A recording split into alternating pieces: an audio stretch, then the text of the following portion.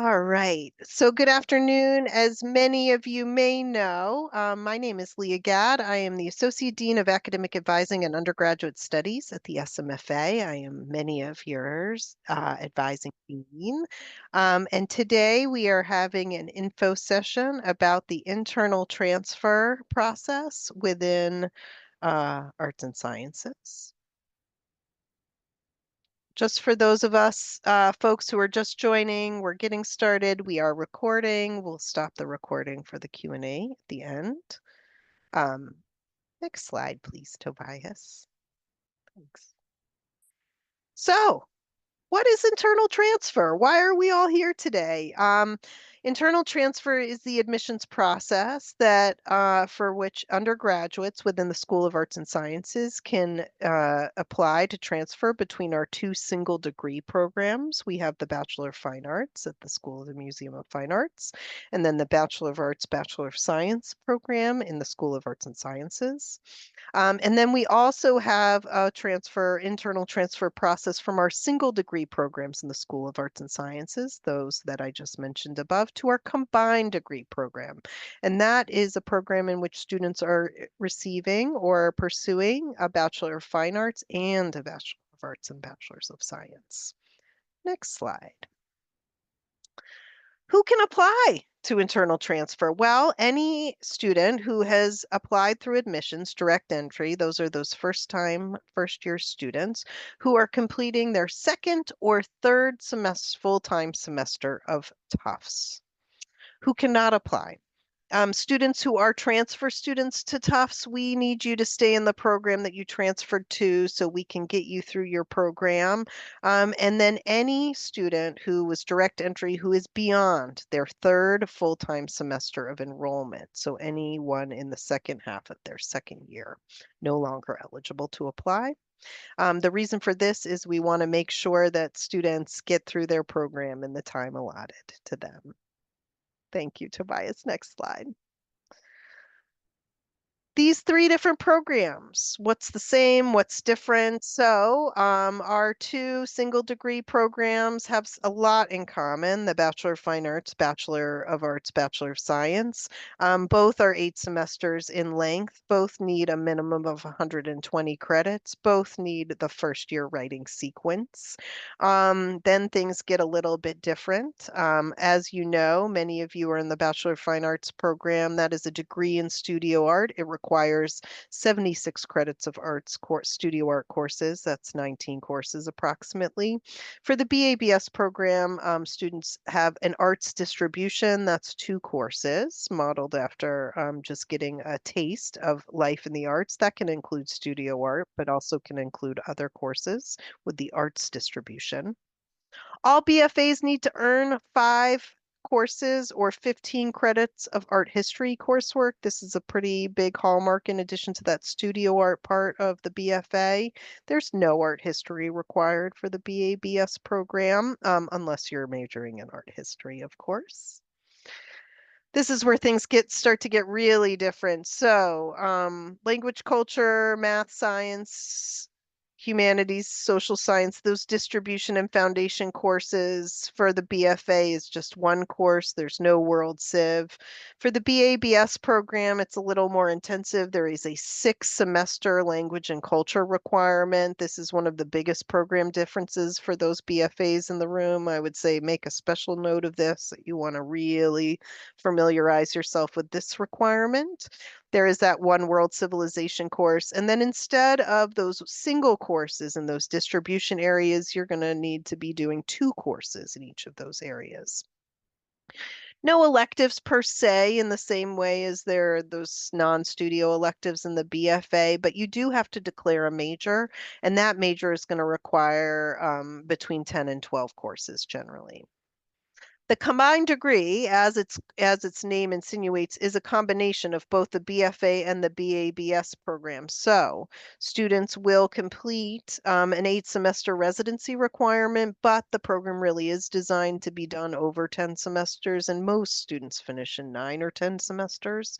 Still, that first year writing requirement, those BFA requirements are going to be that 76 credits of studio art, those 15 credits of art history or 5 courses. And then generally, BABS students are then going to follow the foundation distribution and major requirements for the BABS. So that 6 course or 6 semester requirement in language culture, world civ, and then 2 courses in each of the distribution areas, and then 10 to 12 courses in the major or concentration area. Next slide, please. Why should someone transfer? So we can't choose for you, and ultimately this is up to you. But in our experience, since running this process starting in 2016, we've seen a lot of different reasons people transfer or attempt to transfer.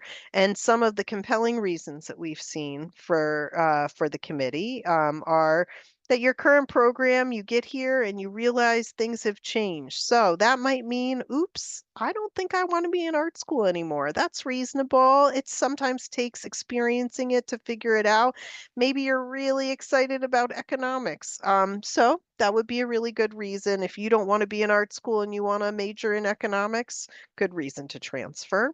Um, you want to do a deeper dive in one of those other intellectual areas and those distribution and minor opportunities in the BFA or those single degree programs are just not cutting it for you, really good reason to consider the combined degree. You didn't really know about it before you got here, or you're really excited to incorporate it into your journey.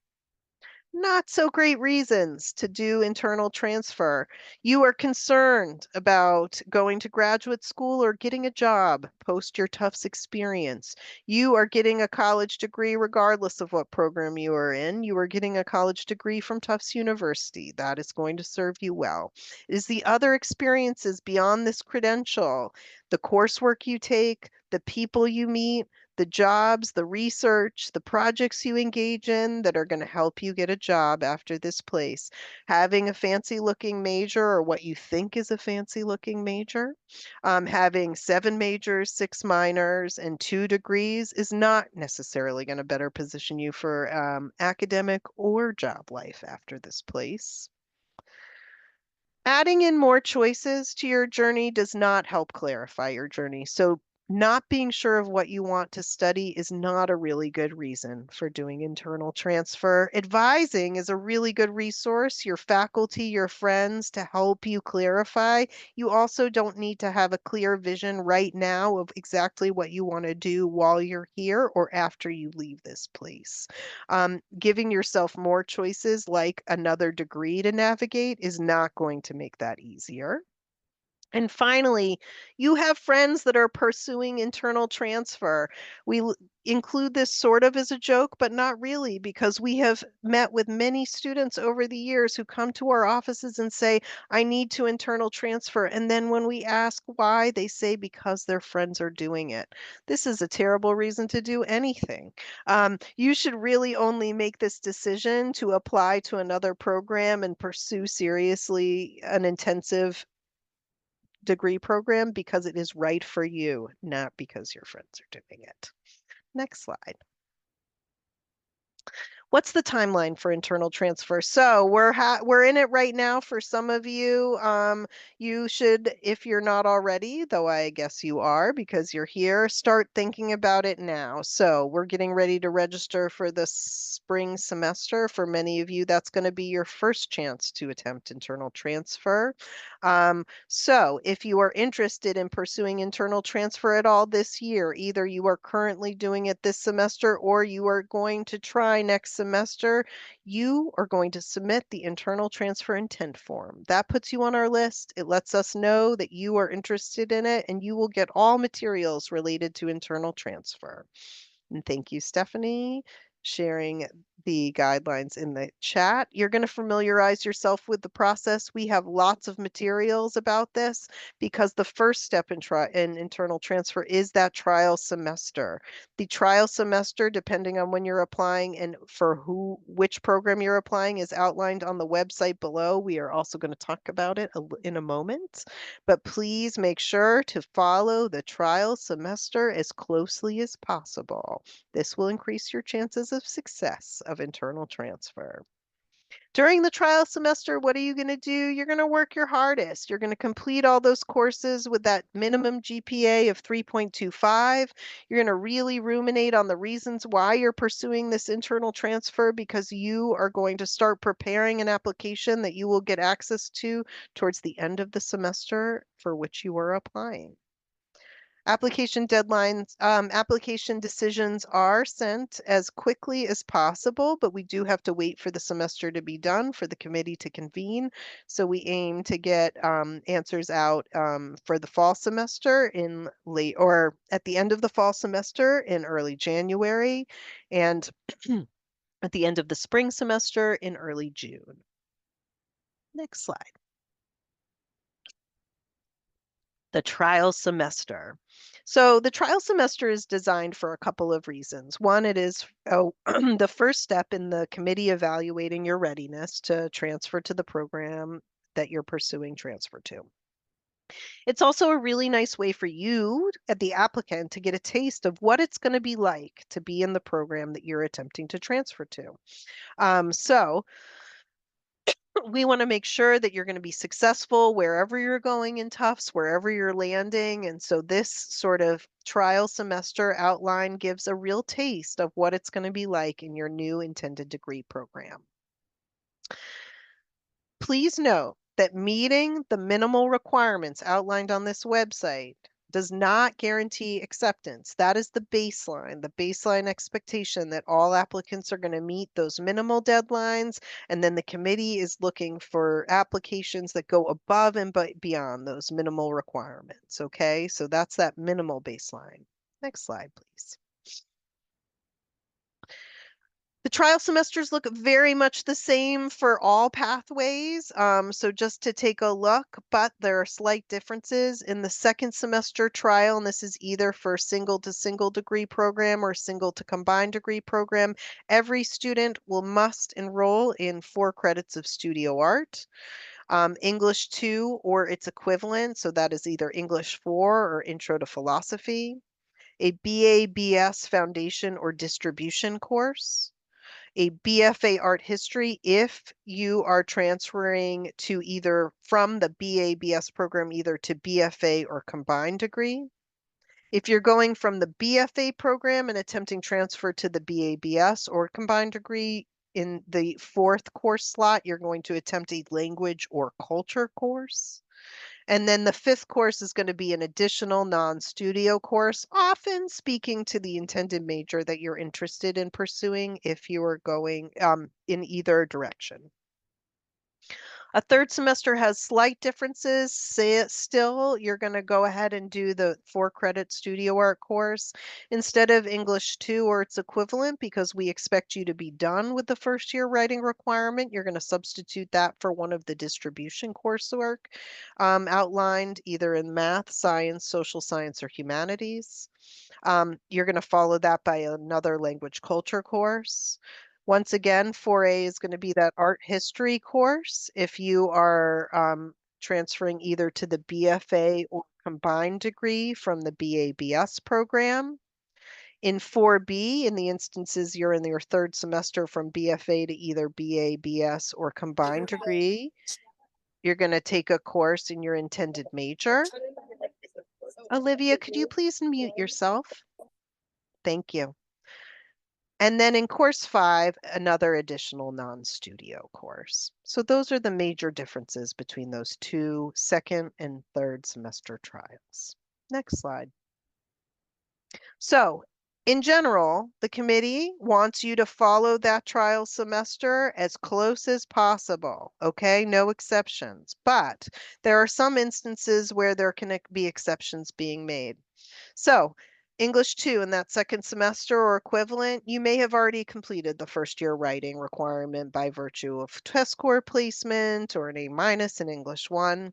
In that case, you can just substitute that course with another non-studio.